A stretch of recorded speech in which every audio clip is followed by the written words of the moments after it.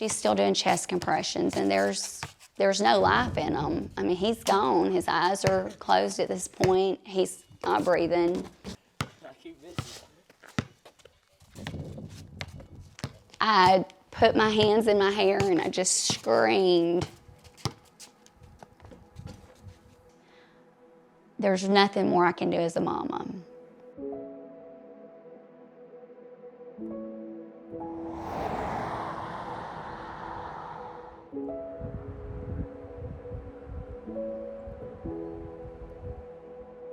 Kale is just an easy kid. He's a straight A student. He is my loner. He can pretty much figure anything out. He's very independent. He's my thinker. Kale, everybody likes Kale. No one can not like Kale. It was like any other normal school day. We were going through the day, got to lunch. We like to play spike ball. And then I was waiting for my friends to finish a game so I could join. Kind of went black on the edges of my vision, and I noticed I was kind of falling. I took a step back to try to stabilize myself, and then I was falling, and I got about halfway to the ground, and then I was fully out. I am a teacher at McLeod. I teach first grade.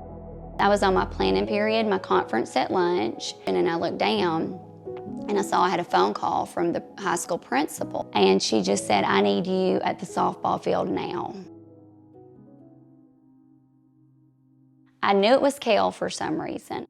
There's an open area between our middle school and our softball field. I saw him laying down. It just looked like a pile of clothes, and I put my hand on his back and I said, "Kale, Kale," and when I said it twice, I knew something bad was wrong.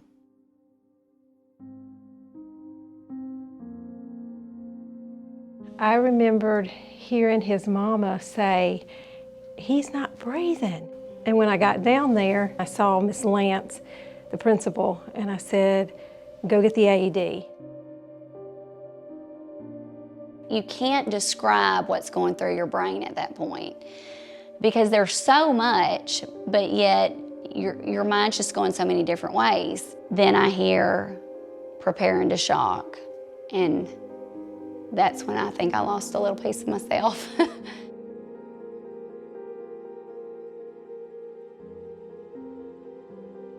When it shocked him and we're praying, that's when the nurse said she felt his heart stutter back to life. She said she could actually feel it under her hand.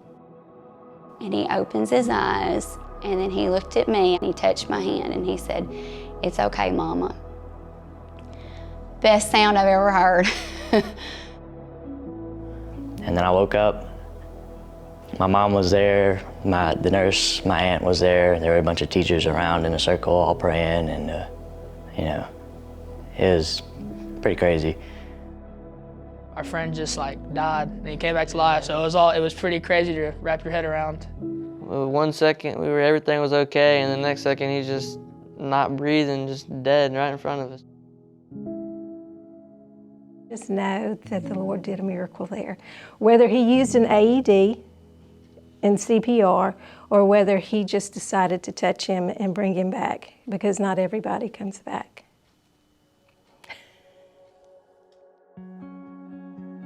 I met Kale in the emergency room the day that he had his arrest at school.